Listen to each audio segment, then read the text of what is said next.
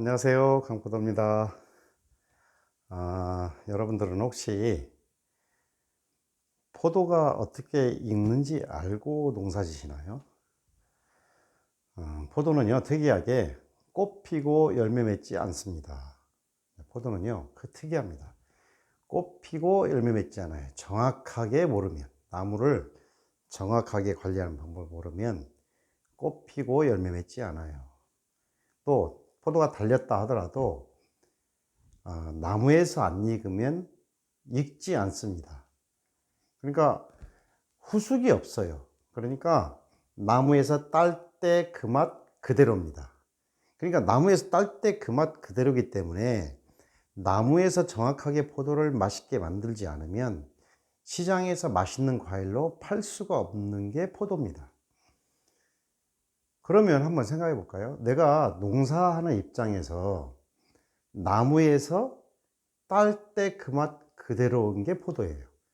그러면 내가 그 나무에서 최적의 상태를 만들 수 있는 최적의 포도, 그러니까 최고의 당도는 아닐지라도 어쨌든 보편적인 맛을 낼 수 있는 그런 상품을 내는 기술을 가지고 포도 농사를 하십니까? 그런 기술을 가지고 포도 농사를 하시냐고요. 포도가 후숙이 없다는 걸 알고 농사 지십니까? 꽃 피고 열매 맺지 않는다는 거 알고 농사 지세요?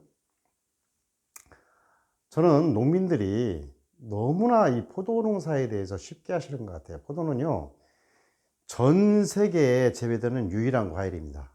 우리 그 지구에 보면 지구의 숲이나 열매나 나무들이 온대, 한대, 난대 구분이 있죠. 포도는 유일하게 전 세계에 온대, 한대, 난대 구분이 없이 전 세계에 유일하게 재배되는 과일입니다. 전 세계 과일 생산량의 60%가 포도예요. 그런데 그 포도가요, 굉장히 재배가 어려워서 주로 와인용 생산을 하는데 많이 생산이 되죠. 와인 생산은 송이 모양이 예쁘게 형성되고 이런 건 별로 필요 없잖아요. 당도가 그해에 몇 브릭스짜리가 나왔냐가 더 중요하게 생각하죠. 근데 생식용 포도는요, 송이 형성도 돼야 되고, 송이도 예쁘게 돼야 되고요. 또 잘 익어야 되고, 맛도 있어야 돼요. 근데 그런 포도를 만들려면 정말 고도의 기술이 필요한 거죠. 그러니까 전 세계에 그렇게 포도가 전 세계에 재배돼도 그 포도를 생산해서 수출하는 나라는요, 전 세계 한 12개 나라 정도밖에 안 돼요. 이유가 뭘까요? 그만큼 포도는 재배가 어렵다는 겁니다. 재배가 어렵기 때문에 그래요. 보편적으로 많이 재배하지만 재배가 어려워요. 그럼 우리나라는요, 자, 좋은 상품은, 캠벨을 예를 들어 볼까요? 캠벨은 정말 완벽한 검정색이 나오죠. 좋은 상품은. 덜 익은 것은요, 검정색이긴 한데 뭔가 서운한 검정색이 되죠. 좀 덜 익으면 보라돌이가 되죠.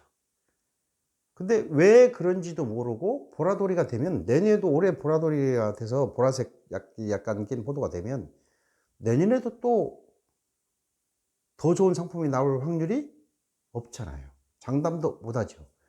올해 이렇게 됐으면 내년에는 내가 다르게 할 거야. 다르게 또 만들 수 있냐? 아니잖아요.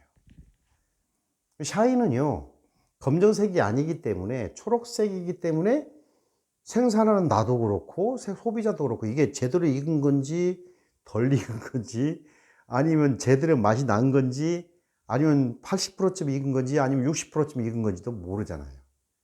그러고 팔고 사 먹었어요. 근데 이제 소비자들은 점점점 포도 시장에서 포도 맛이 없어지네? 하는 걸 느낀 거죠, 지금.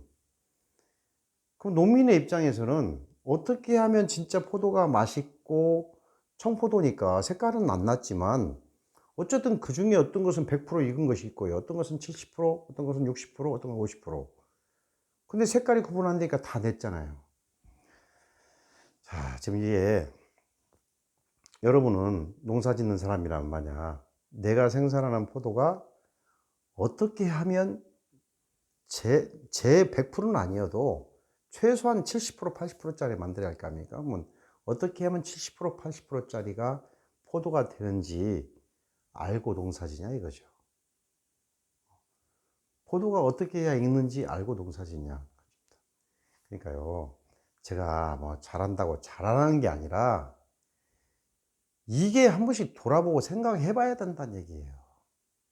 포도는요, 꽃 피고 열매 맺지 않고요. 또 포도가 달렸다고 해서 익지 않는다고요. 오히려요, 포도가 안 익을 포도가 먼저 포도 알도 커지고요, 송이도 정말 탐스럽게 달려요. 근데 서리가 와도 안 익어요. 예를 들면 100송이 포도를 달아놓고 안 익어서 한 송이 내려놓고 99송이 따내도 그 한 송이가 안 익는 게 포도입니다. 그만큼 포도는 어려운 겁니다. 그 어려운 포도를 너나 없이 돈 번다고 하니까 다 막 너나 없이 다 심었어요. 어떻게 할 겁니까? 거기에 대한 답을 내놓는 사람도 없고요. 저 역시도 그 답을 쉽게 공개할 수는 없어요. 그런데 중요한 사실은 저는 제 포도 생산물의 95% 이상을 해마다 상품으로 다 출하한다는 거죠. 그러니까 포도는요, 내가 생산하는 포도는 포도나무는 포도나무가 익히는 거지. 내가, 물론, 그렇죠. 열심히 일해서 내가 만들면 익힐 수 있는 거죠. 그렇지만, 나무를 모르면, 나무를 모르면 좋은 결과물을 얻을 수가 없는 겁니다. 그럼 여러분은 나무에 대해서 얼마나 알고 농사 짓고 계십니까? 저는 여러분 스스로가 자문을 해봐야 된다고 생각합니다. 그러니까, 포도는 꽃 피고 열매 맺지 않고요. 그러니까, 뭐 강제 수정을 시켜서 겨순 따고 동순 따고 강제 수정시켜서 알속길에서 하시기도 하고요. 또 지배린 처리해서 강제로 수정을 시켜서 그 포도를 가지고 또 다듬어서 포도를 만들기도 하죠. 중요한 사실은 포도는 나무에서 안 익으면 팔 수가 없다는 겁니다. 그런 해답을 찾으셔서 앞으로 우리나라 포도 산업이 또 샤인이 롱런하기 위해서는 그런 해결책을 가지고 농사를 지어야 된다는 겁니다. 여러분, 포도 농사 쉽지 않습니다. 정말 뼈를 깎는 노력이 필요하고요. 정말 개인이 뭔가 실험을 하셔서 어떻게 하면 포도가 익더라, 어떻게 하면 포도가 안 익더라 알고 하셔야죠. 제가 뭐 교육도 하고 있다고 그랬죠. 많은 제 제자들은 어쩌면 전국에 그래도 요즘 뜨는 이름 있는 농원들 대부분을 보면요, 제 제자들이 많이 있습니다. 그 중에 물론 다 그런 건 아니지만 어쨌든 대단한 그 성과를 내고 있어요. 여러분, 포도는 정말 쉽지 않으니까 잘 생각하셔서 도전해 보시기 바랍니다. 지금까지 영광포도원에서 강포도였습니다. 감사합니다.